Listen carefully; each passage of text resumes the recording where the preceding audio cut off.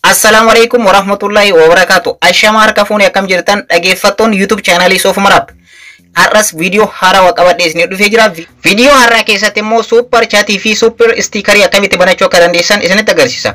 Egaa karaalee YouTube irraa qarshii ittiin argachuu dandeessan yookaan karaa qarshii ittiin argattan keessaa tokko super chat fi super sticker dha jechuudha. Kana jechuun dhaggeeffattoota kan koo maatiiwwan keessan kan YouTube channel keessan erga monetization ta'ee qarshii hojjechuu jalqabee irraa kaasee maatiiwwan isin hordofan jechuudha. YouTube channel keessan irratti isin hordofan karaa live irratti super chat fi super sticker isiniif laachuu ni danda'an jechuudha kennaadhaan. So wanta kana setting kana akkamitti sirreeffachuu akka dandeessan isinitti agarsiisa. Setting kana hundi keessanuu warroonni monetization taatan tooftaalee qarshii ittiin argattan keessaa YouTube irratti keessattuu isa murteessaadha. Kana jechuun namoonni isin daawwatan warroonni maatii keessan isiniif ta'an namoonni YouTube channel keessan irratti video isin galakkiftan isiniif jaalatan kennaawwan adda addaa karaa live irratti yeroo live isin seentanii barnoota adda addaa dabarsitan video adda addaa irratti hojjetan jechuudha.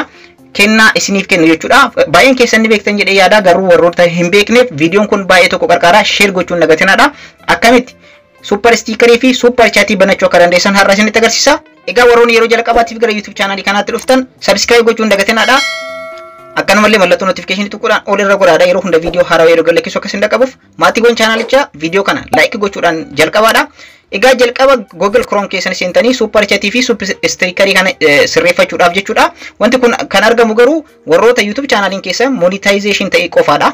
So Google Chrome irra ni seentu. Akkamitti YouTube channel keessan keessa seenuu akka dandeessan kanaan dura yeroo baay'ee isin barsiisee jira. Gara YouTube channel keessanitti ni seentu. Egaa dhaggeeffattoota kan koo settingiiwwan asirratti argaman yeroo baay'ee jechuudha Google Chrome itti warroonni fayyadamtan yeroo hundayyuu tuqaa sadii kana tuquudhaan desktop site keessan ifuun mirkaneeffachuu qabdu jechuudha. Desktop site keessan yeroo hundayyuu ifuu qaba jechuudha dhaggeeffattoota kan koo. Ergasii immoo icon yookaan profile YouTube channel keessanii kana kilik gootanii itti aansuudhaan YouTube Studio kan jedhu kana kilik gootan jechuudha. Ergasii fuulli amma itti argamu jechuudha YouTube Studio irratti argamna. Ergasii immoo asirra dhuftanii dhaggeeffattoota kan koo yeroo hundayyuu asirra dhuftanii monetization kan jettu jirti. Monetization kan jettu bakka amma isinitti agarsiisaa jiru kana kan mallattoon doolaaraa irratti argamu kana irratti kilik gootan jechuudha. Egaa fuula kanatti dhuftanii jechuudha dhaggeeffattoota kan koo barreeffamni kun baay'ee xixiqqoodha waan ta'eef isinitti mul'atu iskiriinii bilbila kan kootii roteetti godheen isinitti agarsiisa. Egaa akkuma asirratti argartan channel monetization kan jedhu jalatti overview jira, ads jedhu kan jedhu jira, merchandise kan jedhu jira, membership kan jedhu jira jechuudha dhaggeeffattoota kan koo. Ergasii immoo membership kan jedhu jira, supers kan jedhu jira, giving kan jedhu jira. Egaa kanarra isinitti agarsiisu jira supers kan jedhu kanarratti kilik gootan jechuudha. Supers kan jedhu kanarratti kilik gootanii warroonni YouTube channelin keessa monetization ta'e jechuudha supers kan jedhu kanarratti kilik gootan. Ergasii akkuma asirratti argartan super chat, super stickers inda super thanks kan jedhu jira. Super thanks kan jedhu kana yeroo bira video qabadhee isinii dhufa. Guyyaa har'aa immoo kanneen hundayyuu eegalchiisuu barbaadan asirratti get started kan jedhu jira. Get started kan jedhu kanarratti kilik gootan jechuudha. Get started kan jedhu kanarratti kilik gootanii ergasii seerota bal'aatu jira jechuudha asirratti jechuudha dhaggeeffattoota kan koo roteetti godhee isinitti agarsiisuudhaaf nan yaala. Asirratti akkuma argartan seerota baay'eetu jira jechuudha dhaggeeffattoota kan koo seerota super sticker super chat kanneen wal qabate seerota kanneen illee tokko tokkoon dubbisuu ni dandeessanii garuu wanni isin gochuu qabdan dhumarra dhuftanii jechuudha dhaggeeffattoota kan koo wantoota guutuu qabdan lamatu jira wantoota kanneen sirriitti isinitti agarsiisa sirriitti na hordofaadha sirriitti akka isin mul'atuuf isinitti agarsiisuudhaaf na yaala seera kana tokko tokkoon dubbisuu ni dandeessu jechuudha dhumarra ni dhuftanii gara dhumaarratti jechuudha wantoota guutuu qabdan keessa murteessoo akka ta'e isinitti agarsiisa asirratti dhaggeeffattoota kan koo full name kan jedhu jira. Gara dhumaarratti yeroo dhuftan full name kan jedhu jira. Gabateewwan kunniin sadeenuu guutamuu qaba.